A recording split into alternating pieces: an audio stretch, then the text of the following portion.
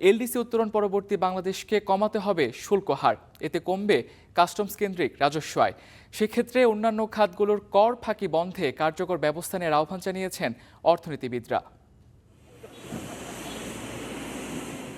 রাজস্ব আহরণে আয়কর ও ভ্যাটের পর অবদান রাখে কাস্টমস শুল্ক। চলতি অর্থ বছরে এই খাত থেকে রাজস্ব আহরণে এনবিআর এর লক্ষ্যমাত্রা প্রায় 1,30,000 কোটি টাকা, যা মোট লক্ষ্যমাত্রার 27%। নদী, স্থল ও সমুদ্র বন্দর দিয়ে নিরাপদ বাণিজ্য নিশ্চিত করার পাশাপাশি শুল্কের এই লক্ষ্য পূরণ করে থাকে কাস্টমস অধিদপ্তর।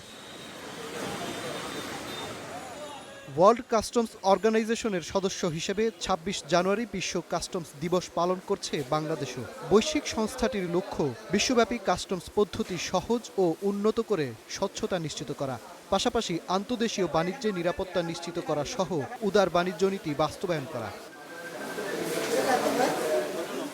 কাস্টমস বিভাগ নিজস্ব উন্নয়নে সব লক্ষ্যকে সামনে রেখে কাজ করছে। তবে স্বল্পোন্নত দেশের তালিকা থেকে বের হওয়ার পর বাংলাদেশকেও উন্নয়নশীল দেশগুলোর মতো শুল্ক কমিয়ে আনতে হবে। ফলে এই খাত থেকে হ্রাস পাবে রাজস্ব আয়। অর্থ মন্ত্রণালয়ের প্রতিবেদন বলছে ২০১১-১২ অর্থ বছরে কাস্টমস শুল্ক থেকে মোট রাজস্বের ২৮.৭% আহরণ করা হয়েছে। ২০২৪-২৫ অর্থ বছরে তা নেমেছে ২৭.৪%। এলডিসি পরবর্তী এই পরিস্থিতি আর ধরে রাখা যাবে না। কাস্টমস ডিউটিটাই একমাত্র রাখতে পারবো আমরা। পরবর্তীতে কিন্তু এলডিসি গ্র্যাজুয়েশনের পরে আমাদেরকে কিন্তু এই যে রেগুলেটরি ডিউটি, এই যে অ্যাডভান্স ইনকাম ট্যাক্স, এগুলো থেকে সরে আসতে হবে। আমরা অনেক জায়গা থেকে ভ্যাট আদায় করা হয় কিন্তু সরকার পায় না, এই জায়গাগুলোতে হাত দিতে হবে। কাস্টমস কার্যক্রমে গতি বাড়াতে ১৯ সংস্থাকে সংযুক্ত করেছে এনবিআর। এছাড়া এসআইকোডা ওয়ার্ল্ড সফটওয়্যারের সঙ্গে ব্যবসা প্রতিষ্ঠানকে যুক্ত করে কমানো হয়েছে বন্দরের কাগজ ভিত্তিক দাপ্তরিক কাজ। পাশাপাশি রপ্তানিতে ইউটিলাইজেশন পারমিশন বা ইউপি ইস্যুর সুবিধা চালু হয়েছে অনলাইনে।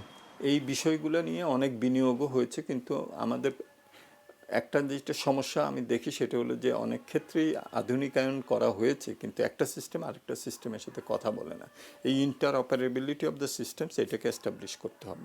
কাস্টমস থেকে রাজস্ব আহরণ কমালেও যেসব জায়গায় কর ফাঁকি হচ্ছে তা বন্ধে কার্যকর ব্যবস্থা নেওয়ার পরামর্শ দিয়েছেন অর্থনীতিবিদরা। মাজহার মাহবুব, স্টার নিউজ, ঢাকা।